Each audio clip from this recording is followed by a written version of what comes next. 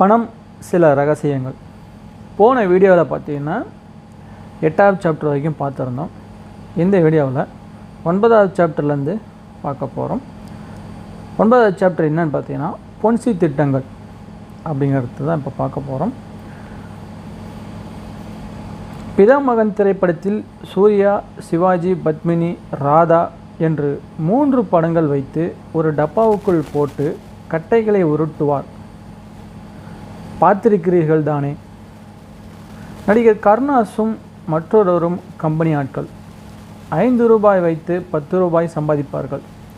இதை பார்த்து கொண்டிருந்த கதாநாயகி லைலா பாலிடெக்னிக் படிக்கும் மாணவி. அவர் சீசன் டிக்கெட் எடுக்க வைத்திருந்த 100 ரூபாயையும் வைத்து விளையாண்டு 100 ரூபாய் ஜெயித்து விடுவார். போதும் என்று சந்தோஷமாக லைலா தன் பணத்தை எடுத்து கொண்டு கிளம்ப முயற்சிக்க, பிடிடா அவளை, என்ன சாமர்த்தியம், ஜெயித்துவிட்டு போய்விடுவாயா, தொடர்ந்து விளையாடு என்பார்கள். எல்லாவற்றையும் தோற்கடித்துதான் விளையாடுவார்கள். இது திரைப்படத்தில் வரும் ஒரு காட்சி. ஆனால் படத்தில் வரும் வெறும் கற்பனை காட்சி அல்ல என்பது சிலருக்கு தெரிந்திருக்கும்.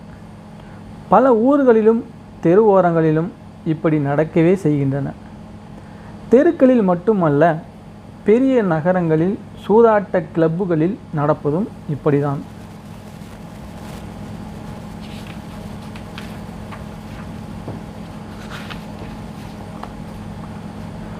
மூணு சீட்டு, மங்காத்தா, சூதாட்டம் எல்லாம் வெளிப்படையாக தெரியும் ஏமாற்று வேலைகள்.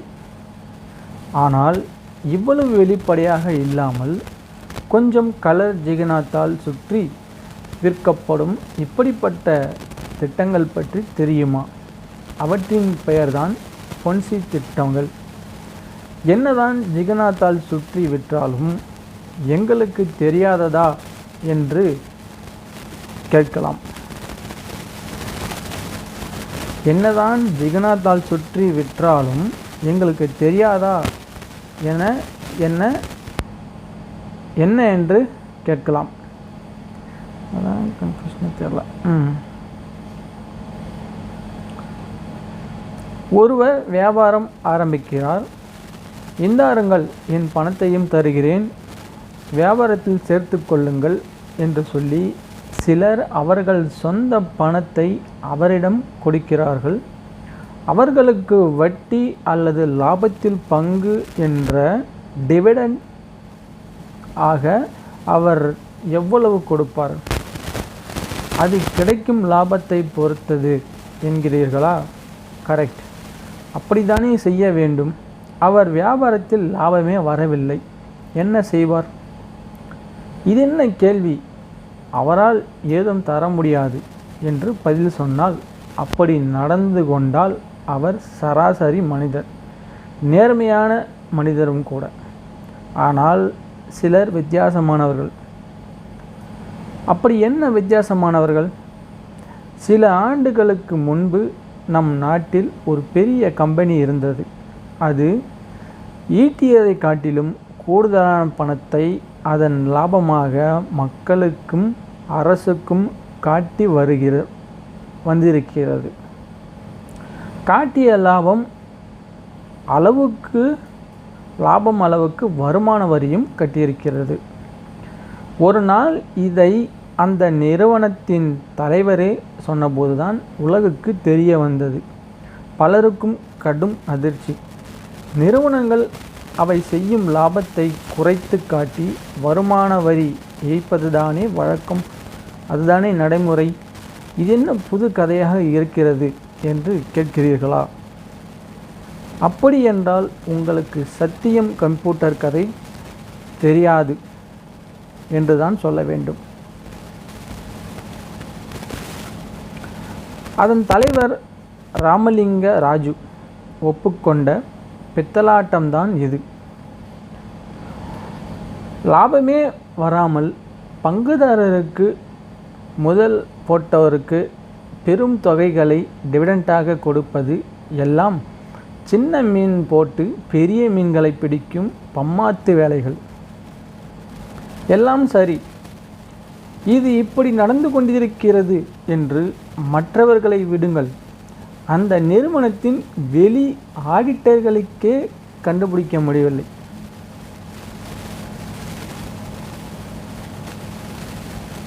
வெளி ஆடிட்டர்களே கண்டுபிடிக்கவில்லை.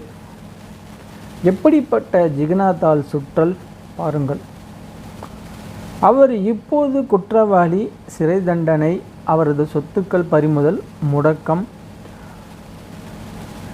மிகப்பெரிய லாபங்களுக்கு ஆசைப்பட வைத்து வாடிக்கையாளர்கள் கொடுக்கும் முதலையே கபலீகரம் செய்யும் இது போன்ற மோசடி பேர் வழிகள் இப்போது மட்டுமல்ல, எப்போதும் இருக்கிறார்கள். இந்தியாவில் மட்டுமல்ல, உலகில் எல்லா பகுதிகளிலும் இருக்கிறார்கள். பல்பு வாங்கலையோ பல்பு.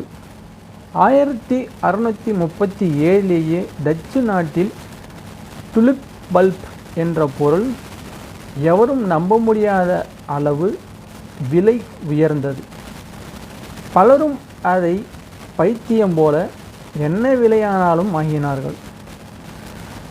அதை பயன்படுத்துவதற்காக இல்லை, விலை ஏறியதும் விற்பதற்கு. வாங்கியவர்களுக்கு எல்லாம் லாபம், லாபம் தவிர வேறெதுவும் இல்லை. இப்படி ஒரு பொருள் இருந்தால் அதை தானும் வாங்கி லாபம் பார்ப்போமே என்று தோன்றுமா? தோன்றுகிறதா? தோன்றுமா? தோன்றாதா? வாங்கி கொண்டே இருந்தார்கள். எவரும் எதிர்பாராத நேரம் அதன் விலை அதல பாதாளத்தில் விழுந்தது. இது ஒரு ஸ்கீம். இது அடுத்தது இதே போல் ஒரு ஏமாற்று வேலை என்னன்னாக்கா மகளிர் மற்றும்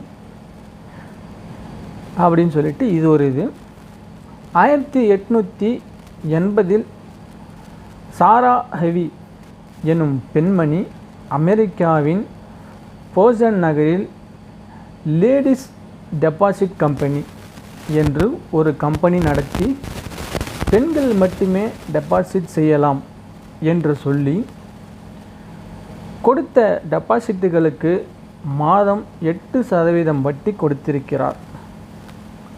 ஆண்டுக்கு 96%. ஒரே ஆண்டில் முதலீடு டபுள். ஒரு நாள் மக்கள் கொண்டு வந்து கொட்டிய பணம் மொத்தமும் அபேஸ். மோசடியாக கைது செய்யப்பட்டது. பெயர் கொடுத்த பெருமகனார், அவர் பெயர் சார்ல்ஸ் பொன்சி. ஆண்டு 1919. அவர் செக்யூரிட்டிஸ் எக்ஸ்சேஞ்ச் கம்பெனி என்று ஒரு நிறுவனம் ஆரம்பித்தார்.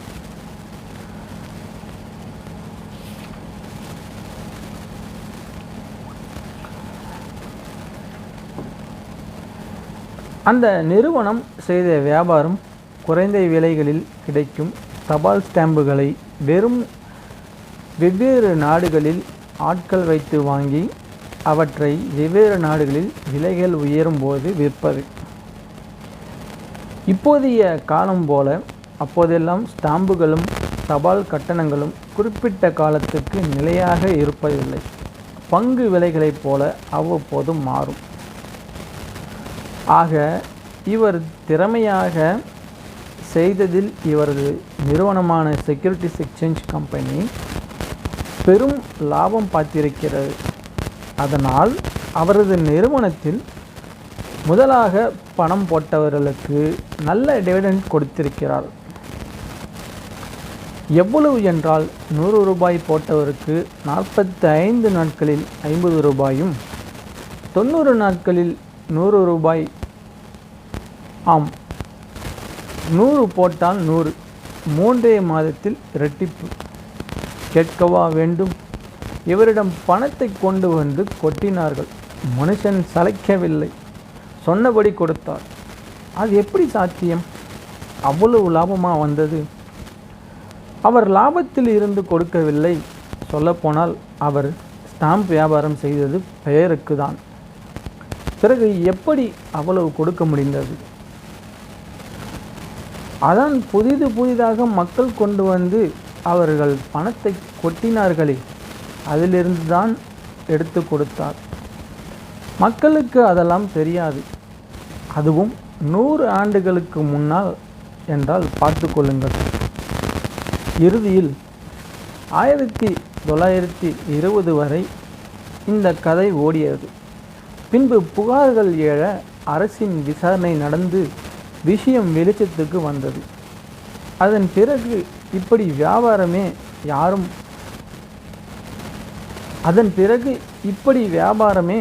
இல்லாமல் தொடக்கத்தில் பெரும் பணத்தை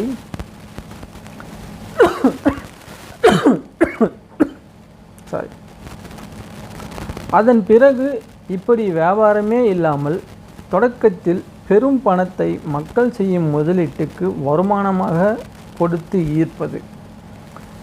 ஈர்க்கப்பட்ட மக்கள் பெருமளவில் கொடுக்கும் பணத்தை வியாபாரத்தில் போடாமல் அதிலிருந்து ஒரு பகுதியை எடுத்து தொடர்ந்து லாபம் கொடுப்பது. மேலும் மக்கள் ஈர்க்கப்பட்டு பெரும் பணம் சேர்ந்ததும் பணத்துடன் தலைமறைவாகி விடுவது. இதுதான் செயல்முறை.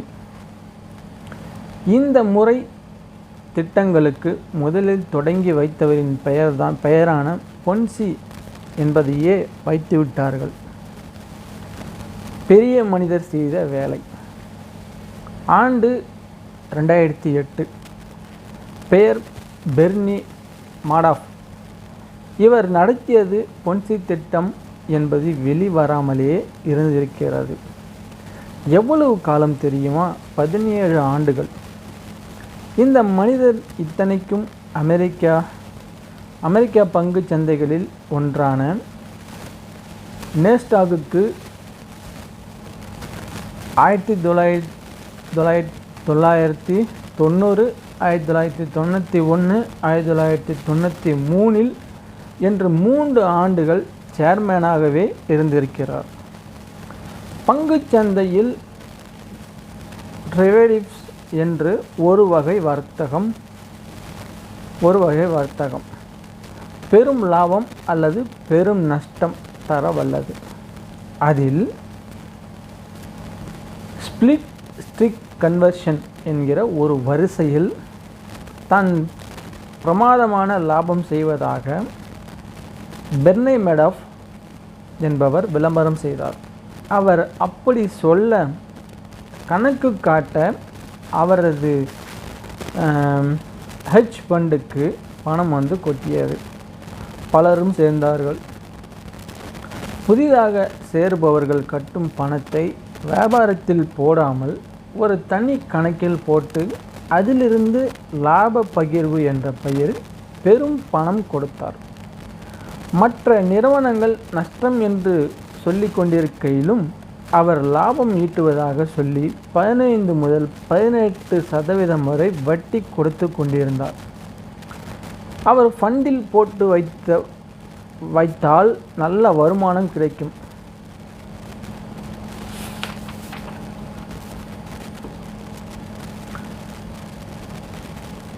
அவர் பிரமாதமாக செய்கிறார் என்று முதலீட்டாளர்கள் நம்ப ஆரம்பித்தார்கள். அவர் இது எல்லாருக்குமானதல்ல என்றார்.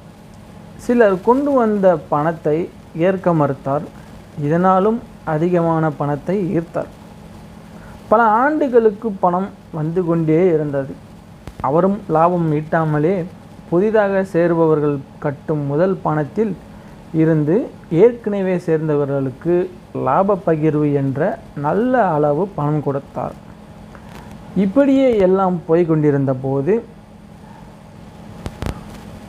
வந்தது 2008ஆம் ஆண்டின் சப்பிரைம் பிரச்சனை. அதனால் பங்குச்சந்தை பெரும் வீழ்ச்சி கண்டன. இனி பங்குச்சந்தையில் நஷ்டம்தான் வருமென மக்கள் அவர்கள் போட்ட முதலீட்டு பணத்தை LLC நிறுவனத்திடமிருந்து திரும்ப எடுத்தார்கள். பலரும் அவர்கள் பணத்தை கேட்க மெடாஃபால் கொடுக்க முடியவில்லை. காரணம் தெரிய வந்ததுதான். அவரிடம் அவ்வளவு பணம் இல்லை. மோசடி வெளிச்சத்திற்கு வந்தது. விசாரணை நடந்தது. 2009ஆம் ஆண்டு அவரது 71வது வயதில் அவர் முதலீட்டாளர்களின் பல ஆயிரம் கோடி ரூபாய்களை மோசடி செய்திருக்கும் குற்றவாளி என்று தீர்ப்பெழுதப்பட்டு அவருக்கு 150 ஆண்டுகள் சிறை தண்டனை விதிக்கப்பட்டது. மேலும் அவருடைய $170 மில்லியன் மதிப்புள்ள சொத்துக்களும் பறிமுதல் செய்யப்பட்டன. இதெல்லாம் அநியாயம்தானே, நீங்கள் இப்படி செய்யலாமா என்று கேட்டிருக்கிறார்கள். சொன்னார் பாருங்கள் ஒரு பதில். பணம் குறித்த முக்கியமான ரகசியம் அது. எல்லோரும் பேராசைப்பட்டார்கள். அப்படி வரும் வருமானம் தொடர வேண்டும் என்று நினைத்தார்கள். நானும் அவர்கள் விரும்பியதையே செய்தேன் என்று சிம்பிளாக முடித்து கொண்டார். மக்களின் பேராசைதான் காரணம் என்று அவர் சொல்வதிலும் ஒரு உண்மை இருக்குது தானே அப்படின்னு இந்த 9வது சாப்டரில் முடிச்சிருக்கிறாங்க. அது ஒரு உண்மை தானே, பேராசை யார் விட்டது அப்படிங்கிறத கடைசியில் முடிச்சிருக்கிறாங்க. ஸோ இதிலிருந்து நாம் தெரிஞ்சிக்க வேண்டியது, இந்த மாதிரியான திட்டங்களோ புதுசாக ஏதாவது பணத்தை கொடுத்தா பணத்தை கட்டி பணத்தை எடுக்கிறோம்னா தயவு செஞ்சு யாரும் அந்த பக்கம் போகாதீங்க. இன்னமும் கரண்ட்டில் நிறைய போயிட்டுருக்கு. நானும் அதில் பட்டு தான் வெளியே வந்திருக்கிறேன், இல்லைன்னு சொல்லலை. ஸோ இனிமேலாவது எல்லோரும் கொஞ்சம் கேர்ஃபுல்லாக இருங்க. அப்படி யாராலும் கொடுக்கவும் முடியாது. அப்படி ஒரு திட்டமே இந்த உலகத்தில் எங்கேயுமே கிடையாது. ஸோ நல்லாவே புரிஞ்சுக்கோங்க. கையில் யாராவது பணம் நிறையா வச்சுருந்தீங்கன்னா ஒன்று ஃபிக்ஸட் டெபாசிட்டில் போடுங்க, அதுதான் நல்லது. ஃபிக்ஸட் டெபாசிட்டில் இப்போ இன்னொரு பிரச்சனை என்னென்னா, அதில் வர்ற வட்டிக்கு திருப்பி நீங்கள் வரி கட்டுற மாதிரி இருக்கிறதுனால யாரும் அந்த பக்கம் போகிறதில்லன்னு சொல்லி இந்த புத்தகத்தில் நான் வாசிக்கும்போது நான் தெரிஞ்சுக்கிட்டேன். ஆனால் அதுதான் சேஃப் அப்படிங்கிறது யாருமே இங்கே புரிஞ்சிக்கல. குறுக்கு வழியில் போய் அதிக லாபம் பார்க்க நினைக்கிறவங்களுக்கு எல்லாருக்குமே அந்த குறுக்கு வழி ஒத்துழைப்பு கொடுக்கறதில்லை அப்படிங்கிறது தான் உண்மை. அது நல்லாவே எல்லோரும் மனசில் வச்சுக்கணும். உங்களுடைய நேரம் உங்களுக்கு சரியாக நல்ல நேரமாக இருந்தால் அந்த குறுக்கு வழி உங்களுக்கு சாதகமாக இருக்கும். உங்கள் நேரம் சரியில்லை என்றால் அந்த குறுக்கு வழி உங்களுக்கு பாதகமாக போய் முடிய வாய்ப்பு இருக்கிறது.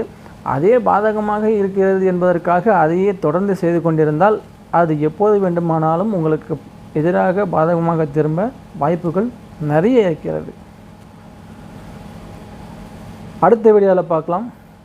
10வது சாப்டர், ஆசைக்கும் அறிவுக்கும் நடக்கும் போட்டி, அடுத்த வீடியோவில்.